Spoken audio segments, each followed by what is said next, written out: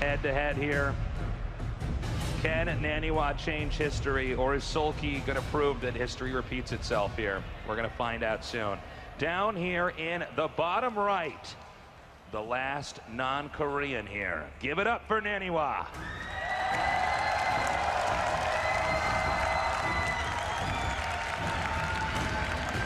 And in the upper right, currently ranked #1 in the entire world. Give it up for Soulkey.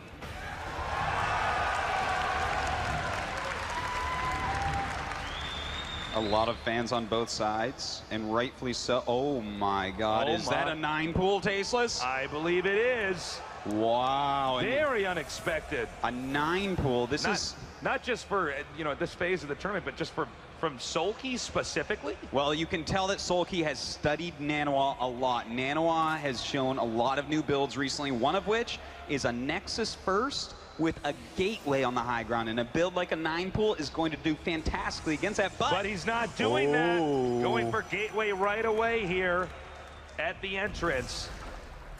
So this 9-pool, we'll have to see how successful this is, really. It's not necessarily going to slow Naniwa down at all.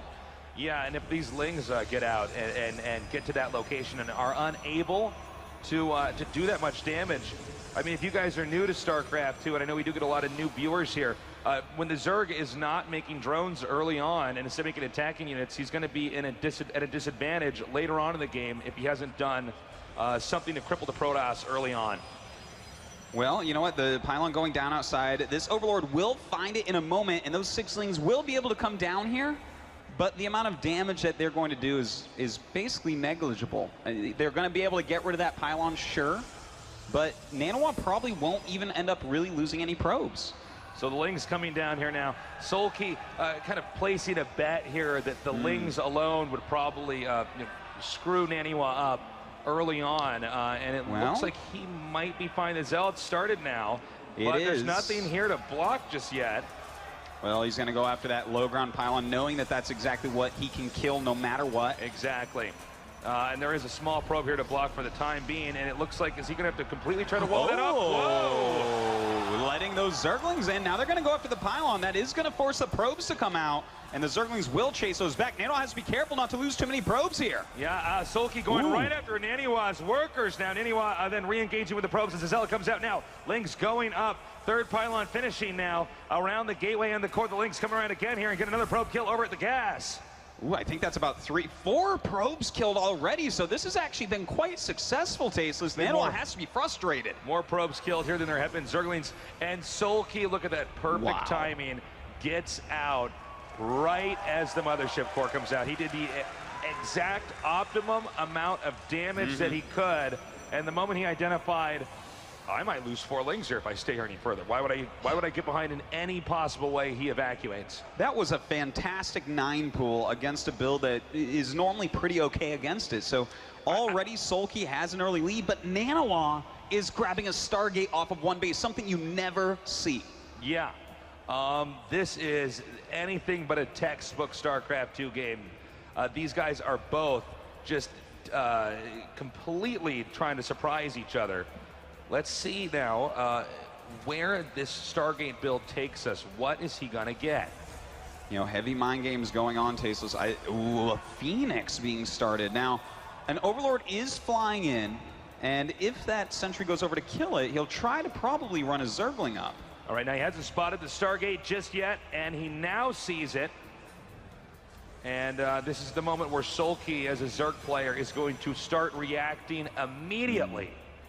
And trying to respond the best he possibly can to make this Stargate route in the tech tree useless. Well, those Zerglings coming back and harassing on this pylon once more. The sentry comes down to try to block it, but it looks like these Zerglings absolutely don't care at the moment. Yeah, well, he can get this pylon for sure. And now he can actually go after this sentry. Well, Nano cannot lose that sentry. What is, whoa, whoa, whoa, whoa, whoa, whoa, whoa, whoa, oh my God, barely saving that. 1 hit point left there on that sentry. 1 Zergling hit, rather. Barely saves on time and loses another probe. Oh. This is already becoming a bumpy game here for Naniwa. There's been a lot of things that I did not expect to go wrong that have already happened. I really didn't even expect those Lings to get inside the base there or to even do that much damage. I did not expect that sentry to be, you know, taken out there. That's for sure. Now we're going to see what can he do with these Phoenixes heading up here towards Soulkey's base. Well, the Phoenixes probably can get at least some harassment done, but more Zerglings coming down. In the meantime, a lot of drones going up for Soulkey. He's just making his lead bigger and bigger. But Naniwa does have that Warp Gate research done. Will warp in some more sentries. This is very annoying, though. That Naniwa really knows how to get the optimum amount of damage out every time something like this happens. By the way, a Queen taken out now. He even lets those sentries, by the way, back there lose shields before going for the force field. That's one of the only. Naniwa is one of the only players I see play like that. Yeah, every single time he is just maximizing all of his energy. Really well done by Naniwa, but Soulkey has a pretty strong lead, Tasteless. It's 40 drones to 27 probes, and that natural expansion is not even up yet for Naniwa. Yeah, the Nexus almost finishing, but oh so late, and the Zerg is just going to take, I think, a bigger and bigger and bigger lead here. Now, if he can get a few good Queen snipes here with these Phoenixes, maybe he can come up with something. Meanwhile, you see Soulkey actually sending down Lings here. This is Naniwa in first person right now. We're going to see if these Lings try to engage the front up here. Can he do any damage with these Phoenixes, though? That's the real question. Well, he's going to continue to patrol around with these and do whatever he can. He's trying to find any Queens that are too far out, drones that he can pick up. And you see, he will grab a few drones here and there. You know, as long as you keep those Phoenixes alive, it's all good. Ooh, almost loses that one, but keeps it up. Yeah, he's got to be careful there. He might be able to get a little bit more damage off, but the Spore Crawler placement here from Soulkey is actually really, really tight.